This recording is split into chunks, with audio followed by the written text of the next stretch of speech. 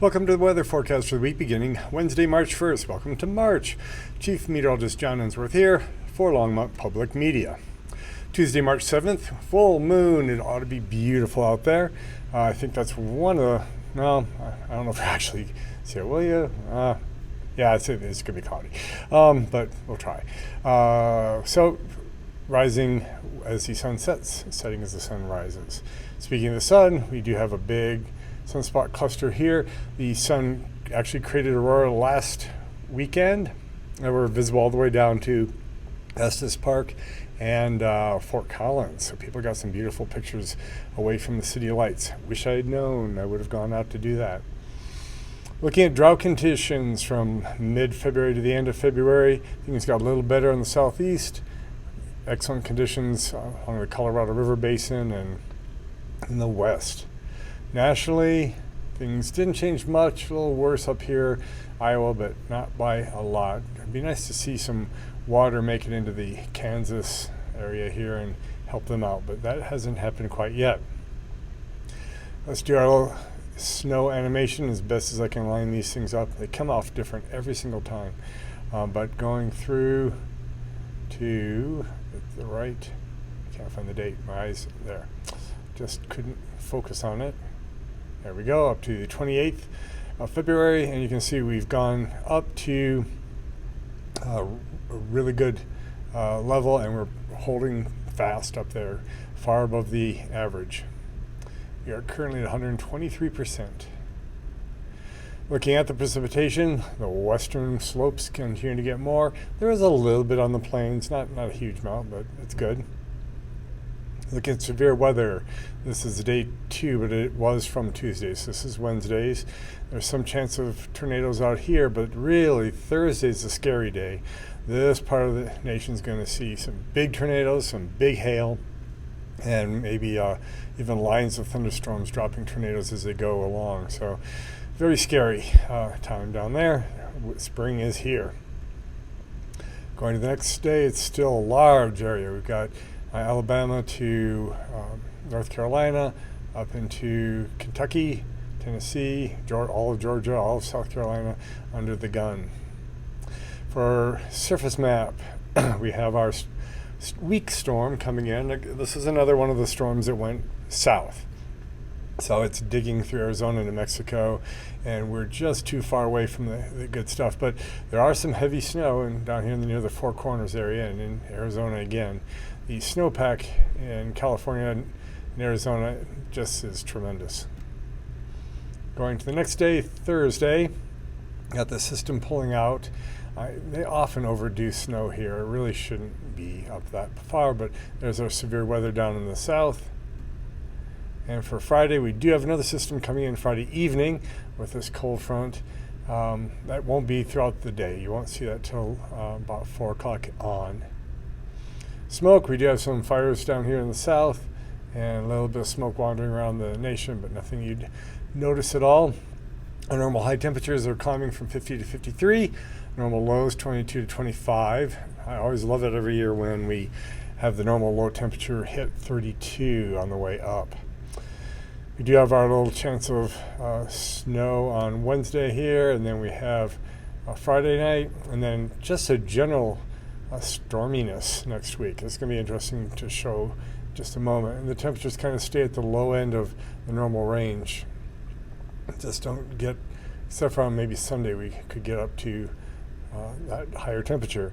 So here's a Tuesday water vapor satellite loop. You see good moisture to our south, more stuff coming into the west, and the storm kind of tightening up here in the desert southwest with a little bit of upslope snow here. The subtropical jet is still out here waiting for the system to connect and create all that severe.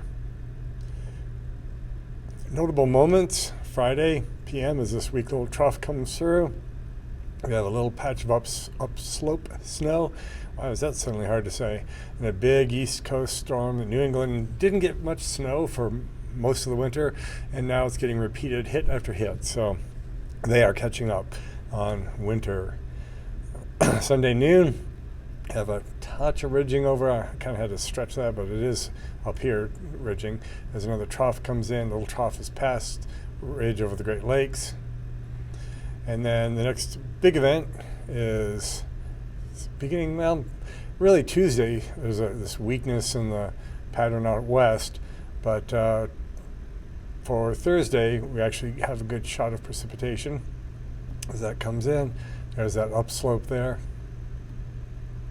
So let's put it in motion. You can see this bowling ball roll that passes to the south. That could have been a big storm again, another big midweek school day type thing, but it went too far south. Here we are Sunday with the warm up and southwest winds over the state. Southwest winds continue into Monday and Tuesday as a little bit of trough starts to approach. Wednesday, Thursday, there, yeah, and then into next Friday, and another big system starts to roll towards us for the weekend of the 11th and 12th, which is the beginning of our spring break. Let's look at temperatures and see what they do over this time.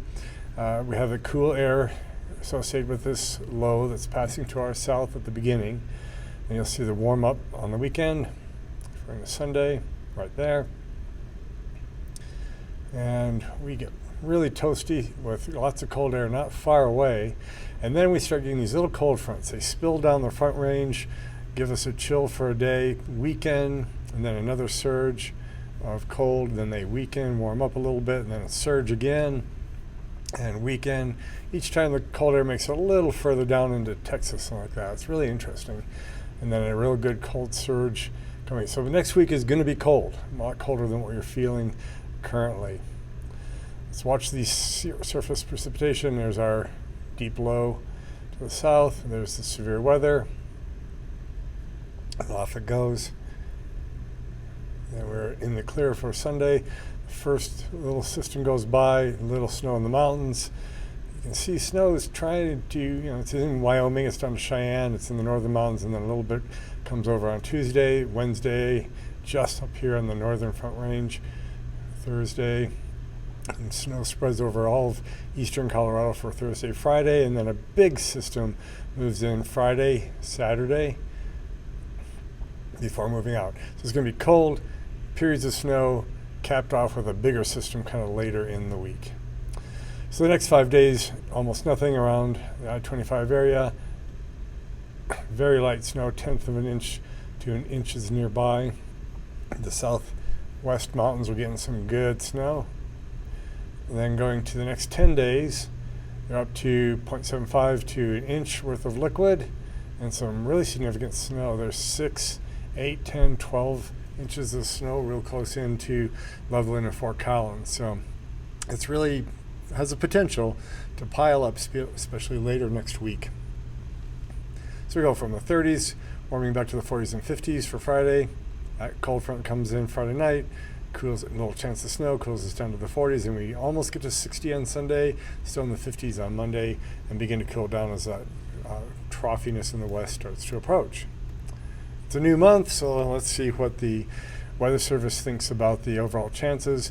They've continued to say, for the most part, warm and dry for us, and that really hasn't been the case. So they've finally gone to below normal temperatures. Chances are leaning, I guess, below normal temperatures and leaning towards above normal precipitation. So we'll see if that holds for March. Longmont Leader, Broomfield Leader have frequent weather updates and lots of great local news. This has been Chief Meteorologist John Ensworth saying, keep looking up.